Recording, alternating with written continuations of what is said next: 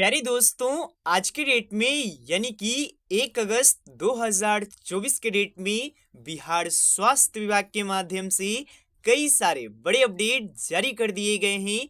जहां पर कि बीटीएससी एएनएम 10,000 छात्रों के रिगार्डिंग में कई सारे अपडेट्स निकल कर आ रहे हैं। और आपको पता होगा कल के डेट में सुप्रीम कोर्ट में सुनवाई भी है, तो क्या लेटेस्ट अपडेट है वो भी मैं आप लोगों को बताऊंगा। एनएचएम कर्मचारियों के धरना प्रदर्शन को लेकर के भी कुछ सूचनाएं होंगी, साथ ही में नई नौकरी जो भी चाहते हैं उन लोगों के लिए भी कुछ गुड न्यूज है। तो वीडियो के लास्ट तक बने रहिएगा। जो भी इस चैनल पर नए आए हो चैनल को सब्सक्राइब कर दीजिएगा। एक करके सभी यहाँ पर जानकारियां पर चलेंगे और आप लोगों को जानकारी देंगे। तो सबसे पहले अपडेट देने वाला हूं बीटीएससी एएनएम 10,000 छात्रों के लिए। ध्यान से अपडेट को समझिएगा। जो भी स्टूडेंट्स इस भर्ती में आवेदन किए हो ध्यान से इस अपडेट को समझ लीजिए। सबसे पहले आपको पता होगा सुप्रीम कोर्ट में सुनवाई कल के डेट में है, यानी कि 2 अगस्त को सुनवाई होने वाला है। और लेटेस्ट अपडेट ये है कि सीरियल नंबर आ चुका है। सीरियल नंबर कहाँ है तो देख पाइएगा, यहाँ पर देखने को मिल जाएगा 36 नंबर पर रखा गया है सीरियल नंबर। और जो जज साहब है यानी कि जस्टिस साहब हैं उन लोगों का नाम यहाँ पर आउट कर दिया गया है। जो यहाँ पर दो यहाँ पर नाम दिया गया है, ऑनरेबल मिनिस्टर यहाँ पर पंकज जस्टिस साहब हैं। और भी यहाँ पर आपको जो यहाँ पर बताया गया है सभी कुछ आउट हो चुका है, तो ये आप लोग जान लीजिए। और कल के डेट में एक बहुत ही इंपॉर्टेंट सुनवाई होने वाला है, क्योंकि मैं आपको बताना चाहता हूँ 22 तारीख को भी इसके लिए सुनवाई डेट रखा गया, लेकिन सुनवाई नहीं हो सका था। और हो सकता है इस बार लाइव स्ट्रीमिंग भी किया जाएगा। जैसे ही लाइव अपडेट आते हैं तो मैं आपको भी वो बताऊंगा कि क्या क्या बातें यहाँ पर रखा गया सुप्रीम कोर्ट में। तो जैसे ही अपडेट आएगा वो मैं आपको बता दूंगा। तो लेटेस्ट अपडेट ये है कि आप लोग का कल के डेट में सुनवाई होगा और अच्छे ढंग से होगा, ये आप लोग जान लीजिए। और बाकी कोई भी अपडेट इसके रिगार्डिंग में कल के डेट में निकल कर आता है, कोई भी नतीजा निकल कर आता है, क्योंकि कुछ भी नतीजा हो सभी एएनएम के लिए इंपॉर्टेंट होगा, तो वो मैं आप लोग को बताने का प्रयास करूंगा। तो जैसे इसके रिगार्डिंग में भी अपडेट आता है मैं आप सभी को बता दूंगा। इसके बाद दोस्तों बात करने वाले हैं एक फर्जीवाड़े को लेकर के। तो यहाँ पर सदर अस्पताल में एक बड़ा फर्जीवाड़ा पकड़ा गया है। एक तरीके से मैं आपको बताना चाहता हूँ क्या हुआ। बिना बहाली के, बिना कोई प्रोसेस के आधार पर एक नर्स हैं जो कि ना ही वो एएनएम के आधार पर है ना ही वो जीएनएम के आधार पर कार्यरत हैं, और वो अस्पताल में काम करती पाई गई हैं। अब ये खास रिपोर्ट आप लोग ध्यान से समझिएगा। किसी ने सोचा नहीं था। ये मामला सरकारी अस्पताल का है और वो अस्पताल बिहार के स्वास्थ्य मंत्री मंगल पांडे के जिला का है। अब देखिए कि महिला चोरी छुपे अस्पताल में नौकरी कर रही है, और न तो वो उस अस्पताल की एम्प्लॉय है, न तो जीएनएम और न तो एएनएम के तौर पर उसकी बहाली है। लेकिन ये मामला 6 महीनों से चल रहा है।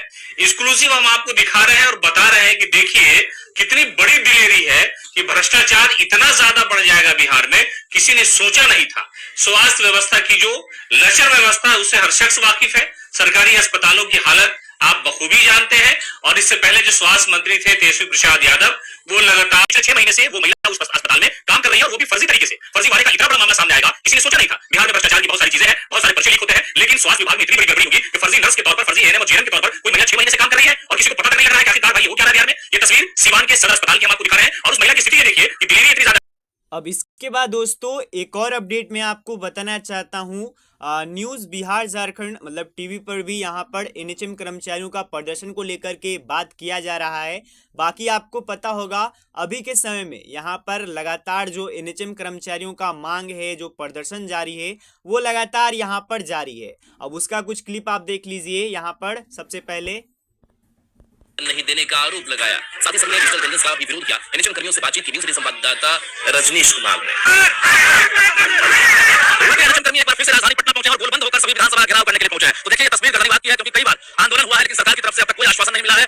सेवा नियमित करने की मांग है, यानी समान काम के बदले समान वेतन के साथ साथ जो ऑनलाइन अटेंडेंस है, डिजिटल अटेंडेंस है, उसका विरोध किया जा रहा है। पता नहीं हुई है, और हमारी मांग है कि फेस अटेंडेंस को तुरंत वापस लिया जाए, क्योंकि फेस अटेंडेंस सिर्फ संविदा कर्मी के लिए क्यों लागू किया गया है? अगर लागू किया गया है तो बिहार सरकार के स्वास्थ्य विभाग के सभी कर्मियों पर लागू किया जाता। सिर्फ संविदा कर्मी पर क्यों फेस अटेंडेंस लागू किया गया है? और सरकार जब तक हमारी मांगों को पूरी नहीं करेगी हम और उग्र आंदोलन करेंगे, और हम हमारी मांगों को सरकार नहीं सुनेगी तो हम वो हर बार कर जाएंगे जहां हमारी मंजिल है। पिछले 3 साल से जहां सीट काम कर रही है सरकार, लेकिन अभी तक भी उनका नियमितकरण और कैडर के बारे में एक बार भी नहीं सोचा गया। बातें होती है लेकिन वो फिर कागजों में गिरा जाती है। हम दावा करते हैं नहीं मिलता है। अभी 4 महीने से वेतन भी बंद है हम लोगों का। वहाँ पे कोई मूलभूत सुविधा नहीं है, न तो टॉयलेट है, न पानी पीने की व्यवस्था है। जहाँ टीकाकरण सब लोग करने जाते हैं वहाँ पेड़ के नीचे करते हैं। कैसे 9 बजे से 5 बजे तक बैठ करके वहाँ पे टीकाकरण और सारा काम किया जाएगा। एनएचएम कर्मचारी जितने भी हैं उन पर से ये फेशियल अटेंडेंस जो सरकार भेदभाव की है स्थापना और एनएचएम में, उसको वापस लिया जाए और हम लोगों का नियमितीकरण किया और बाकी लगातार प्रदर्शन जारी है सभी जगहों पर, कई दिनों से लगातार यहाँ पर प्रदर्शन है, जहाँ पर कि आप देख सकते हो पोस्टर बहुत सारे लोग लिए हैं, जो भी इनके मांगे हैं एनएचएम कर्मचारियों का कि यहाँ पर जो FRAS रूल लाया गया है उसे अब नहीं चलाने देंगे, सामान्य काम के बदले सामान्य वेतन देना होगा, और भी जो इनकी मांगे हैं वो यहाँ पर आप लोग देख पाइएगा दोस्तों। और ये केवल स्थिति कोई एक जगह की नहीं है, सभी जगहों पर ये स्थिति बनप चुकी है, सभी जिलों में, सभी प्रखंडों में, सभी जगहों पर दोस्तों। साथ ही में मैं लगातार आपको इनकी मांगों को लेकर के बात करता ही रहता हूँ कि क्या क्या इनकी मांगे हैं। तो यहाँ पर भी आप देख पाइएगा कि क्या क्या मांगे हैं। यहाँ पर तीसरा नंबर मांग ये भी है दोस्तों कि जो कॉन्ट्रैक्ट एनएम है, मतलब जो यहाँ पर संविदा एनएम है, एक तरीके से जो एनएचएम के आधार पर काम कर रही हैं, उनको अस्थाई एनएम भर्ती में यानी कि कोई परमानेंट भर्ती आती है तो उसमें प्राथमिकता दिया जाए। प्राथमिकता यानी कि उनको एडवांटेज दिया जाए। अब देखिए एडवांटेज दिया तो जाता है पर सरकार की दोहरी नीति के अनुसार एडवांटेज दिया जाता है, यानी कि एग्जाम में अगर आप पहले तो जो भी पासिंग मार्क्स है उसके अगर आप वो पास करते हो, उसके बाद जो यहाँ पर एक तरीके से प्राथमिकता है वो नंबर जुटता है, मतलब कि 1 साल का 5 नंबर, 2 साल का 10 नंबर, वो एग्जाम पास करने पर। लेकिन यही मांगे कि हमें एक तरीके से अस्थाई नियुक्ति कर दिया जाए और जो भी परमानेंट बहाली आती है उसमें एग्जाम ना हो और हमें डायरेक्ट यहाँ पर प्राथमिकता दिया जाए, यानी कि हमें एक तरीके से बेनिफिशियल दिया जाए दोस्तों। अब कुछ बात करेंगे बहालियों को लेकर के, तो जो भी वैकेंसीज को लेकर के वेट कर रहे हैं इस अपडेट को ध्यान से समझिएगा, यहाँ से अपडेट को ध्यान से समझिएगा। सबसे पहले तो अभी वर्तमान में कुछ वैकेंसीज हैं जो कि एक तरीके से टीएमसी के माध्यम से, गवर्नमेंट तो वैकेंसी अभी तक नहीं निकाली है कोई भी, लेकिन कुछ वैकेंसीज जो कि प्रक्रियाधीन में है वो आप लोग देख लीजिए, आप लोग जरूर इसमें अप्लाई कर दीजिएगा। देखिए ये सब जो वैकेंसी है, जैसे कि नर्स की वैकेंसी है, इसमें फ्रेशर भी आवेदन कर पाएंगे, जीएनएम और बीएससी नर्सिंग को मौका है, 4 सीटों पर वैकेंसी है।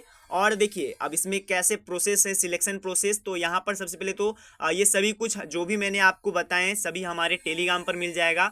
टेलीग्राम का लिंक डिस्क्रिप्शन बॉक्स में है, या तो आप लोग टोटल वैकेंसी सर्च भी कर सकते हो, या तो डिस्क्रिप्शन बॉक्स में लिंक मिल जाएगा टेलीग्राम का, वहाँ से आप लोग ज्वाइन भी कर सकते हो। तो बेसिकली मैं आपको बता देना चाहता हूँ प्रोसेस यही है कि अगर ज़्यादा कैंडिडेट्स आते हैं तो ज़्यादा कैंडिडेट्स आएंगे तो रिटन एग्जामिनेशन ऑर्गेनाइज कर दिया जाएगा। जो भी डेट दिया गया उस डेट को आपको पहुंचना होगा, आपका मुजफ्फरपुर जो एड्रेस दिया गया है ऊपर, ये आपका एड्रेस है, इस एड्रेस को पहुंचना होगा। और जो भी यहाँ पर पद में जो डेट दिया गया है इंटरव्यू का या फिर एग्जाम का, वो यहाँ पर आपको करना होगा, मतलब अपने सभी डॉक्यूमेंट्स के साथ पहुंच जाइएगा। अगर ज़्यादा कैंडिडेट जुटेंगे तो एग्जाम ले लिया जाएगा, एक छोटा सा रिटन टेस्ट हो सकता है, बाकी ऐसे पर्सनलाइज इंटरव्यू, यानी कि अगर कम लोग आएंगे तो अकेले में एक तरीके से इंटरव्यू आप लोगों का लिया जाएगा।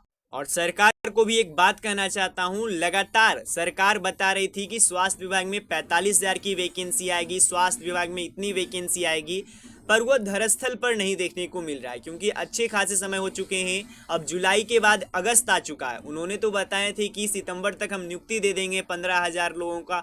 बहुत सारी बातें होती है जो कि अखबारों पर ही सीमित रह जाता है। देखिए अभी के समय में एक और अपडेट ये है कि बिहार में जो यहाँ पर आपको पता होगा 65% आरक्षण पर जो यहाँ पर रोक लगाया गया था हाईकोर्ट के माध्यम से, अब उस पर यहाँ पर जो बिहार सरकार है वो सुप्रीम कोर्ट गई है और सुप्रीम कोर्ट में सितंबर में एक तरीके से इसका फैसला आएगा। और मैं आपको बताना चाहता हूँ ये कोई छोटा मोटा फैसला नहीं है, इससे बहुत सारे लोगों यानी कि बहुत सारे लोगों का भी यहाँ पर इस पर बहुत ध्यान है, क्योंकि इससे वैकेंसीज पर इफेक्ट पड़ता है। जैसे कि सीएचओ की वैकेंसी हो गई, तो सीएचओ की वैकेंसी जब ही स्टार्ट होगा जब यहाँ पर जो 65% का आरक्षण का बात है वो क्लियर होगा, तभी आगे प्रोसेस होगा।